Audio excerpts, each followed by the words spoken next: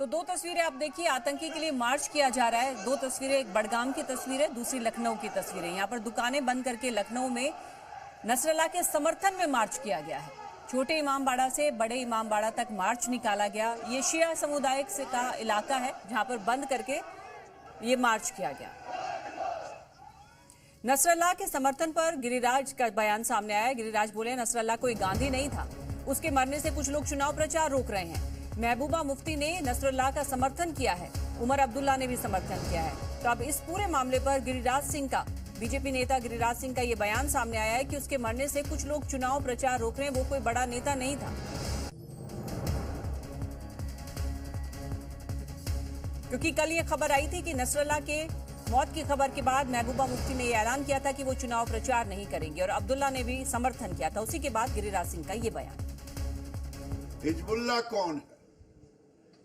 Hezbollah के लिए इतना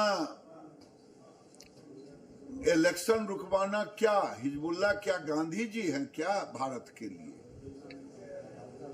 ये तो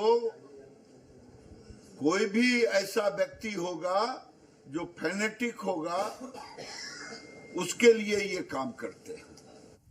और नसरल्लाह के लिए हमदर्दी पर बीजेपी नेताओं ने सवाल उठाए हैं। आज तक जम्मू कश्मीर में आतंकवादियों का, अलगाववादियों का और पथराव करने वालों का समर्थन सहयोग करते रहे। आज अगर दुनिया भर में कहीं आतंकवाद के खिलाफ कार्रवाई होती है तो नेशनल कॉन्फ्रेंस, पीडीपी और कांग्रेस जैसी पार्टियां उनके समर्थन में नजर आती हैं।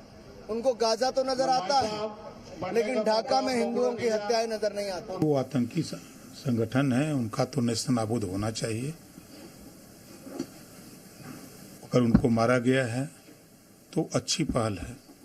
जो देश में नफरत और अराजकता का माहौल पैदा करने वाले लोग हैं, ऐसे लोगों का सफाया होना चाहिए। वहीं असम के सीएम हिमंता बिस्वा शर्मा ने पीडीपी और नेशनल कॉन्फ्रेंस के रुख को लेकर सवाल उठाए हैं। हमें हसन नसरुल्लाह का मर्डर हो गया और आज कश्मीर में महबूबा मुफ्ती बोल रहा है कि हम चुनाव प्रसार नहीं करूंगा। हम दुखी हैं, किसलिए? हसन नसरुल्लाह का मर्डर हो गया है। मैं महबूबा मुफ्ती, फारूक अब्दुल्ला, राहुल गांधी सबको पूछना चाहता हूं, जब हमारे कभी कोई जगह में हिंदू का मर्द होते हैं, आतंकवादी हिंदू जवानों को मारते हैं, तब आप लोग दुखी होते हैं कि नहीं होते हैं? ये कृपा करके हमें बताइए। और अब बड़ी खबर, इजराइल और उसके दुश्मन देशों के बीच युद्ध का 2020 मैच चल रहा है। इजराइल युद्ध के इस T20 मैच में ताबड़तोड़ बैटिंग कर रहा है, जिसमें कई आतंकी के विकेट उखाड़ दिए गए, जिसकी कल्पना किसी ने नहीं की होगी। पहले अमेरिका ने अपने दुश्मनों को चुन चुन कर मारा, चाहे वो लादेन हो, बगदादी हो या कासिम सुलेमानी।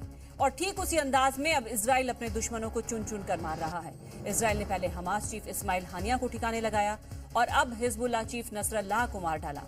इजराइल रुकने वाला नहीं है, उसके निशाने पर अब यमन आ गया है, जहां बम बरसा रहे हैं। लेकिन सबसे बड़ा सवाल ये कि भारत के नसरल्लाह जिंदा क्यों है? 4 बड़े नाम आपको बता देते हैं। भारत और दुनिया का मोस्ट वांटेड इन आतंकियों में सबसे पहला नाम शामिल है हाफिज सईद। दूसरा नाम है मौलाना मसूद अजहर का।